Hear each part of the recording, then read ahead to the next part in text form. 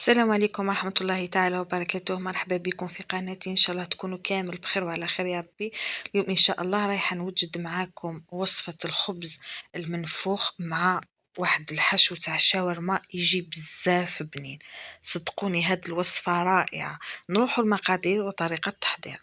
في غيسيبيون نحط كاس حليب دافي، نزيد عليهم نص كاس ماء دافي، نزيد عليهم مغرفة خميرة، مغرفة سكر، ونص مغرفة الملح. نخلط كامل المكونات، من بعد نزيد عليهم كاس فارينة، نخلطهم كامل مع بعض، من بعد نخلوها تخمر.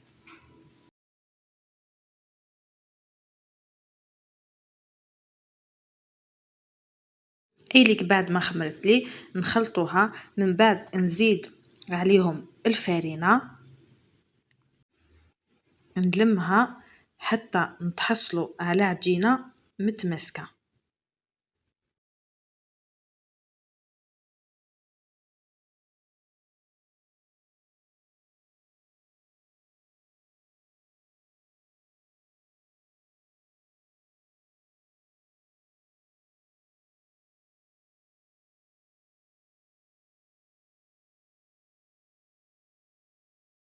هذيك العجينة تاعي بعد ما طميتها نزيدو نخلوها تخمر. الحشو درت صدر دجاج، زدت عليه مغرفة كركم، مغرفة فلفل كحل، مغرفة عكري حلو، زدت عليهم شوية قرفة مع شوية كمون والثوم، وزدت عليهم هريسة وشوية طماطم صبرة، وزدت عليهم عصرة قارص، زدت علبة ياغورت طبيعي، نخلطوهم كامل ونخلوهم يرتاحوا نص ساعة.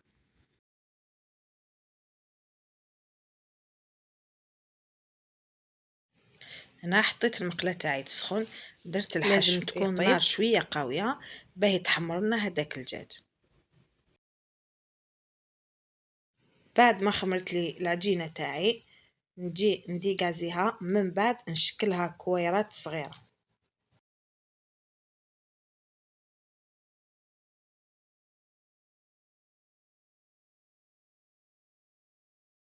هنا نبدأ نفتح العجينة تاعي، نفتحها رقيقة شوية،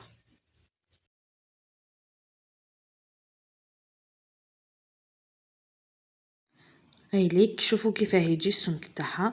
من بعد نخلوها تريح مدة 10 دقائق. هنا نبدأ نطيب في الخبيزات تاوعي، غير يتحمروا شوية نبدأ نقلب فيهم. السر تاعهم باش يجوا منفخين لازم نقلبوا فيهم، نقلبوا حتى يتنفخوا معنا. شوفوا كيف هاي تتنفخ معنا الخبزة تاعنا.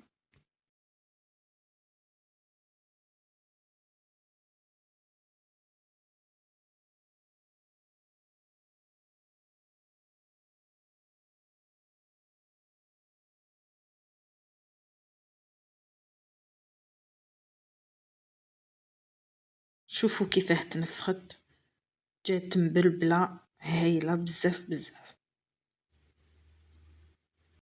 اوليك الخبز تاعنا بعد ما وجد، شوفوا كيفاه جا فارغ من الداخل، ما جاش كامل معجن. صدقوني هاد الخبز روعة روعة.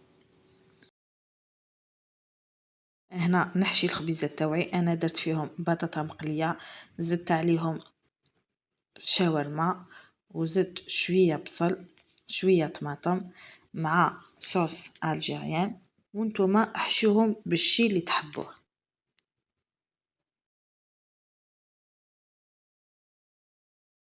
نملك الخبيزات تاوعي بعد ما وجدوا، صدقوني جاو بزاف بنان، بزاف خفاف، هايلين هايلين. نتمنى انكم تجربوا الوصفه وتنال الاعجاب تاعكم. ولا عجبتكم لا فيديو ديروا ديجا مو ابوني. ما بقى لي غير نقول لكم شهيتكم في الصحه والهنا، نتلاقاو ان شاء الله في وصفات اخرى.